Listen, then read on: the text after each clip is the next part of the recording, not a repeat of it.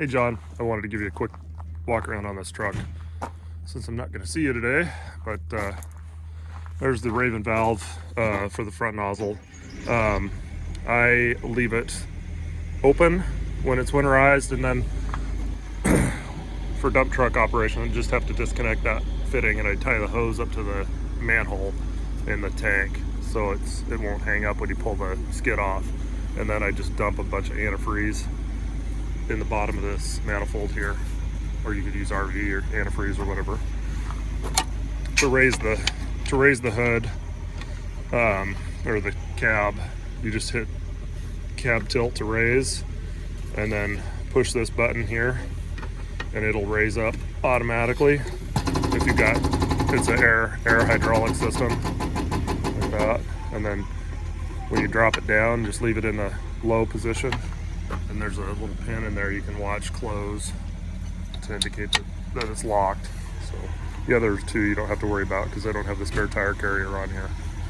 Anyway, so there's a winch cable running out the front like that.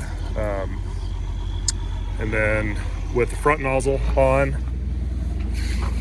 you can tilt it up pretty far before it gets close to hitting here and here. And if you need to go up all the way, just pull these 4 bolts off and just lay this actuator pin and pull this actuator and lay it off to the side, and then just lay the front nozzle down. You might have to take off this front grill. It's just 2 bolts to pull this front grill off to pull it. And then the only time you'd want to tip it all the way forward is if you're like pulling the engine or something, because I mean, like I said, it goes up pretty high. So horn, change out the air horn. Windshield wiper fluid is underneath here. It's got a little lock deal. Hydraulic fluid for the winch, engine and transmission, and both take 1540. All military trucks take 1540 in the transmission. You can convert them, some guys do, to ATF, but it's kind of a pain. You have to drain everything. And then that's dipstick for transmission, or engine, and then transmission dipstick right there. And then this ladder, I've got the tailgate here set down and strapped on, but you can pull this ladder off, flip it up, get it out of the way if you want, or you take that ladder and it latches in these spots here, and that's what I use to access the batteries for the skid when it's on the truck. The batteries are right back there, and they're a little on the weak side. They're the original batteries that were on the generator. So once I think I had to jump them at the beginning of the season, and then I never had a problem with them. But that's when it's nice and warm too, not 10 degrees out like it is now. And then that's the battery disconnect for those batteries. Oil drain, that's the remote control for the throttle, and there's a linear actuator right there for the throttle control for the generator. Pressure gauge up in the cab for the water pressure, and that's, I disconnect that and drain it. And then the 2 plugs for the skid to disconnect. Hose reel runs off the generator batteries, so I tend to have the generator running when I'm running the hose reel. And then foam, there's mostly full.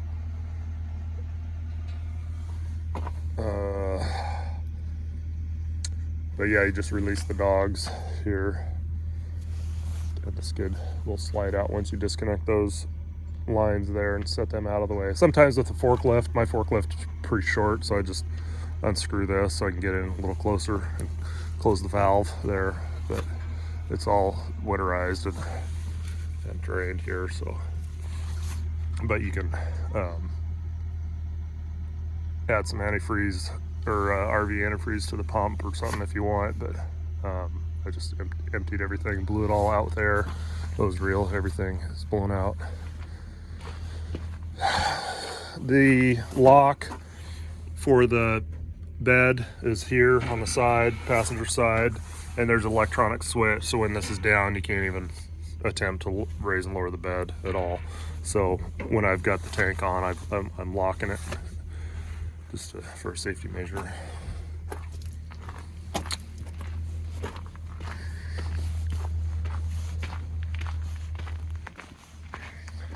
The nozzles are in there. I think the front nozzle's there. It's got a little indicator on it, but then the other nozzles are in that box there. Front nozzle,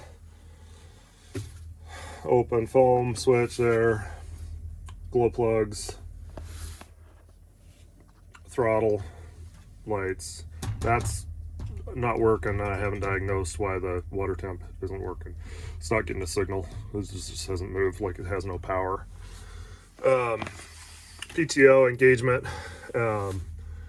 You can't have the PTO on and then neutral and then put it in gear and move. You have to have the PTO off, put it in gear, and then kick the PTO on. And then tailgate release, bed up and down right here. Ignition. And then this is the CTIS. So there it's clicked into highway. And then with these trucks, every time you put it in gear, it starts out in second.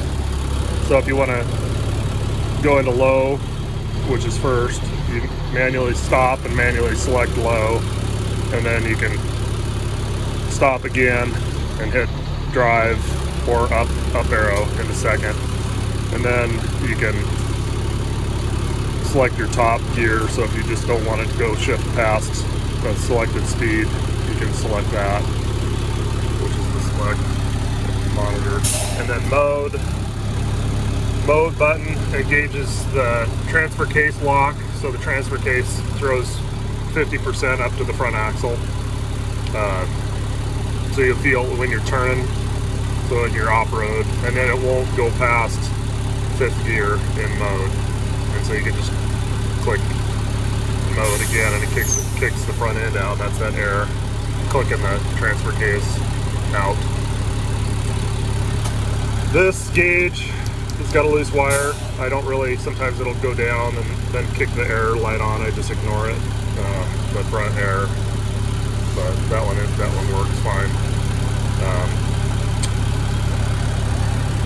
The warm up, so that closes the air brake or the pack brake to warm up the engine a little bit quicker, and then exhaust brake, idle or idle.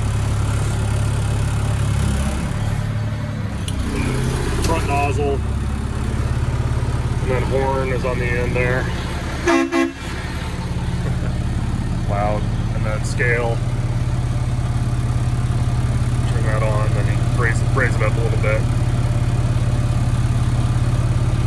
to get your growth or tear and reset it. And then winch, once the PTO's in, and then it'll idle up when it's in neutral. And then you can winch enable, and then winch in out right here. So kicks that back off. But that's really about it. Everything else is pretty straightforward. Just that, like the mode. That's what mode does, is it locks in the transfer case 50-50 split on that thing. And then when you do have it in the compression brake on, it will downshift as you slow down fairly aggressively. So a lot of times when I'm empty, I don't use it. With loaded, it works pretty good. Keeps you slowed down.